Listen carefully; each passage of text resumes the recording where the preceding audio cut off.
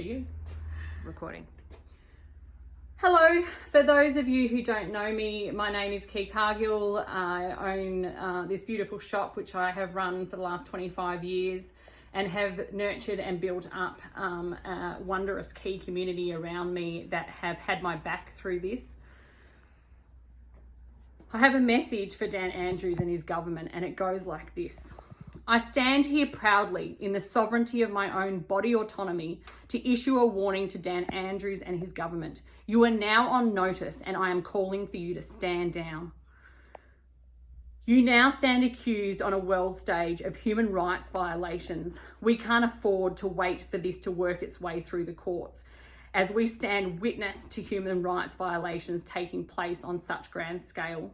Employers, be warned.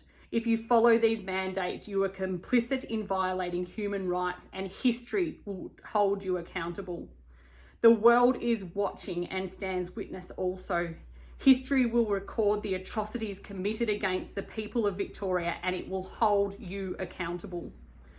It is my understanding that in 3 days' time, if a non-vaccinated person sets foot in my shop, I, as the business owner, could be fined over $100,000.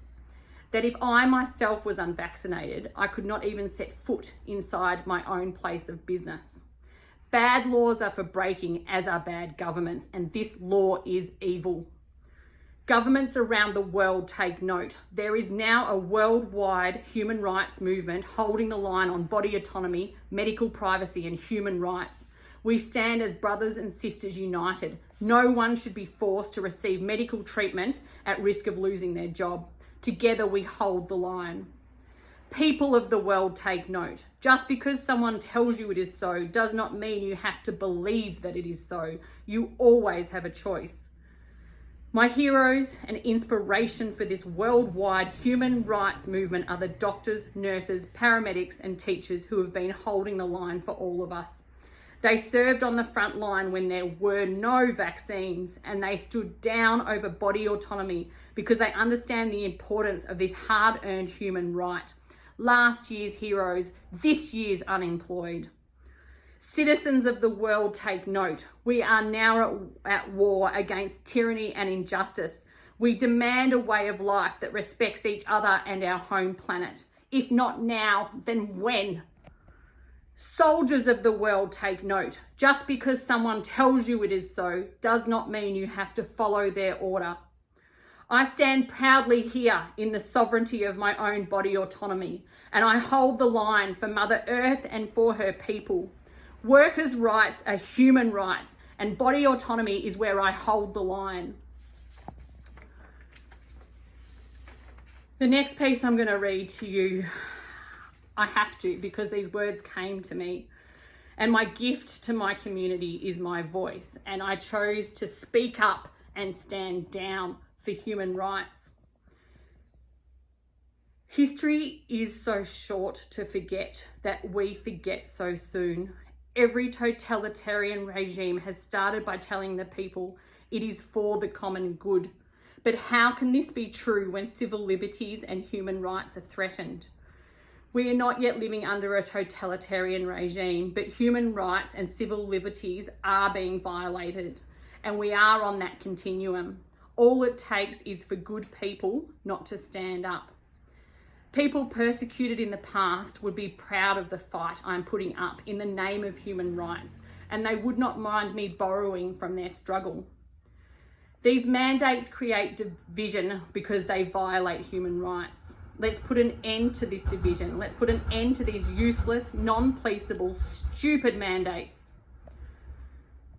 Like I said, these words came to me and they are my gift to you. Here goes.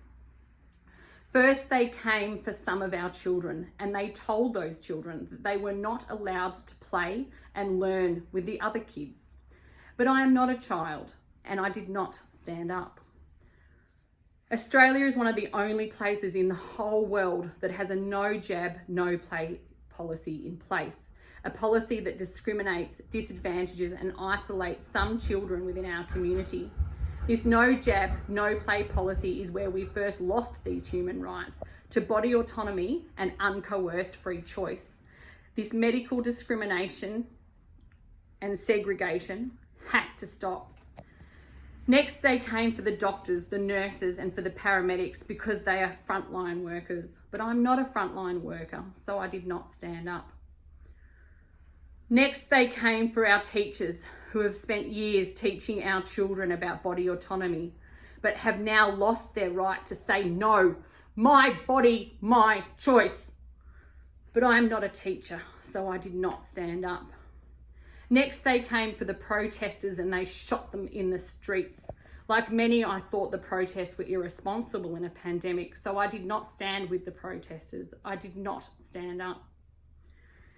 Next, they came for the construction workers and their union boss and the media hung them out to dry. But I am not a union worker and I'm not in a union and I am not a construction worker, so I did not stand up. Next, they came for the airline pilots and the police officers, and some stood down and started to speak up. But I am not an airline pilot or a police officer, so I did not stand up. Finally, they came for the authorised workers, which covered almost everyone else. But employers and small business owners stood up and said, hands off our staff. Workers' rights are human rights. It's their body, it's their choice. And then the workers exercised their rights and started to stand down, take sick leave or strike in passive protest. In the name of body autonomy and human rights, they held the line in solidarity with the nurses and teachers that are leading this human rights movement.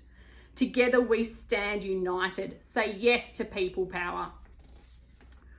Once this hysteria and these stupid laws are behind us, we need to focus on rebuilding our communities and reclaiming everything that has been taken from us in the name of COVID and lockdowns. Please join us, stand down now, take sick leave or strike, and this will all be over very quickly. It's my understanding that most cities in Victoria have about 2 to 3 days worth of food supplies. If we stand down, we will all be back at work by the end of this week. Body autonomy and human rights, where we all need to hold the line. My gift to my community is my voice, and I choose to peacefully, passively protest as loudly as I can. I stand up to be counted and I choose to speak up. Make them hear us, reclaim and hold the line. Thank you, everyone.